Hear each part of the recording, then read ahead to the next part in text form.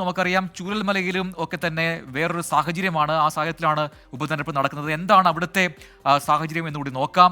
അവിടെ നിന്നും ഷഹദ് റഹ്മാൻ ചേരുന്നുണ്ട് പുതിയ വിവരങ്ങളുമായി. ഷഹദ്, ഒരു വലിയ ആഘാതത്തെ നേരിട്ട ശേഷം അതിനെ മറികടന്ന് ജീവിതത്തിലേക്ക് തിരിച്ചു വരുന്ന ജനതയാണ് ചൂരൽമലയിലൊക്കെ ഉള്ളത്. അവിടെ പ്രത്യേക സൗകര്യങ്ങൾ അവിടുത്തെ ജനങ്ങൾക്കായി ഒരുക്കിയിട്ടുണ്ട് ഈ ഉപതെരഞ്ഞെടുപ്പിലെ പോളിംഗ് നടത്താൻ വേണ്ടി. അപ്പോൾ എന്താണ് അവിടുത്തെ ഒരു ശതമാനം? ആളുകൾ പോസിറ്റീവായിട്ടാണ് പ്രതികരിച്ചത്. ഇനി മിനിറ്റുകൾ മാത്രമേ ബാക്കിയുള്ളൂ. അവിടുത്തെ സ്ഥിതി എന്താണ് പോളിംഗിന്റെ?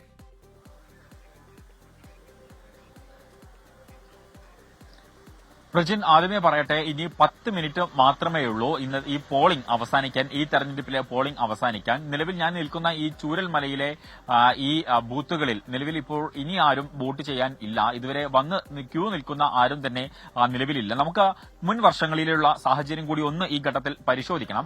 കാരണം നമ്മൾ കഴിഞ്ഞ മണിക്കൂറിലൊക്കെ തന്നെ വയനാട്ടിൽ പൊതുവെ മന്ദഗതിയിലാണ് പോളിംഗ് എന്ന് റിപ്പോർട്ട് ചെയ്തിട്ടുണ്ടായിരുന്നു. അതിനെ അടിവരയിടുന്നതാണ് ഇപ്പോൾ ഏറ്റവും ഒടുവിൽ വന്ന പോളിംഗിന്റെ ഒരു വിശദാംശം എന്നുള്ളത്. കാരണം നിലവിൽ ഇപ്പോൾ പുറത്തു വന്ന പോളിംഗിന്റെ കണക്ക് പരിശോധിക്കുകയാണെങ്കിൽ 62.37 എന്നുള്ളതാണ്. ഇത് നമ്മൾ 2019 പരിശോധിക്കുകയാണെങ്കിൽ 2019 80.27 ആയിരുന്നു പോളിംഗ് രേഖപ്പെടുത്തിയിട്ടുണ്ടായിരുന്നത്. പിന്നീട് 2024 എത്തുമ്പോൾ 73.48 പോളിംഗ് കുറയുന്ന ഒരു സാഹചര്യം ഉണ്ടായിട്ടുണ്ടായിരുന്നു. ഇത്തവണ അതിലും കുറവാണ് ഇതുവരെയുള്ള കണക്ക് പ്രകാരം പോളിംഗ് രേഖപ്പെടുത്തിയിട്ടുള്ളത്. 62.37 എന്നുള്ളത് നമ്മൾ മറ്റിടങ്ങൾ, അതായത് ജില്ലയുടെ തന്നെ മറ്റ് പൂർണ്ണമായിട്ടുള്ള ചിത്രം പരിശോധിക്കുന്ന ഘട്ടത്തിൽ മാനന്തവാടിയിൽ പോളിംഗ് രേഖപ്പെടുത്തിയിട്ടുള്ളത് 61.30 ആണ്. അതുപോലെ തന്നെ സുൽത്താൻ ബത്തേരിയിലാകട്ടെ 60.26 ആണ്.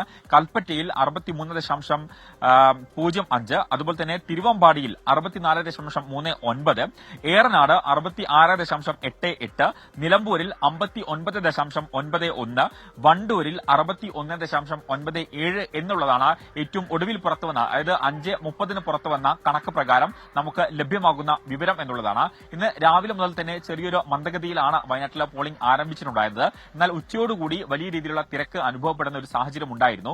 കൂടാതെ പ്രജിൻ സൂചിപ്പിച്ചതുപോലെ തന്നെ ഞാൻ ഇപ്പോൾ നിൽക്കുന്ന ഈ ചൂരൽമല ഉൾപ്പെടെയുള്ള ഏകദേശം 3 വാർഡുകൾ, അതായത് ചൂരൽമല, അതുപോലെ തന്നെ മുണ്ടക്കൈ, അതുപോലെ തന്നെ ഒരു വാർഡും കൂടി, ഇങ്ങനെ 3 വാർഡുകളിലേക്കായി പ്രത്യേക സജ്ജീകരണങ്ങൾ ജില്ലാ ഭരണകൂടത്തിന്റെ ഭാഗത്തു നിന്നും ഒരുക്കിയിട്ടുണ്ടായിരുന്നു. കാരണം പരമാവധി ഇവിടെയുള്ള വോട്ടർമാർ ജില്ലയുടെ വിവിധ ഭാഗങ്ങളിലാണ്, നമുക്കറിയാം ഉരുൾപൊട്ടലുമായി ബന്ധപ്പെട്ട വിവിധ ഇടങ്ങളിലാണ് ഇവിടെയുള്ള ആളുകളൊക്കെ തന്നെ താമസിക്കുന്നത്. അപ്പോൾ ഇവരെ മുഴുവൻ ആളുകളെയും പരമാവധി വോട്ട് ചെയ്യിപ്പിക്കുക എന്ന ഉദ്ദേശ ലക്ഷ്യത്തോടുകൂടി പ്രത്യേക സർവീസുകളൊക്കെ, KSRTCയിൽ പ്രത്യേക സർവീസുകളൊക്കെ വോട്ട് വണ്ടി എന്ന പേരിൽ ഏർപ്പെടുത്തിയിട്ടുണ്ടായിരുന്നു.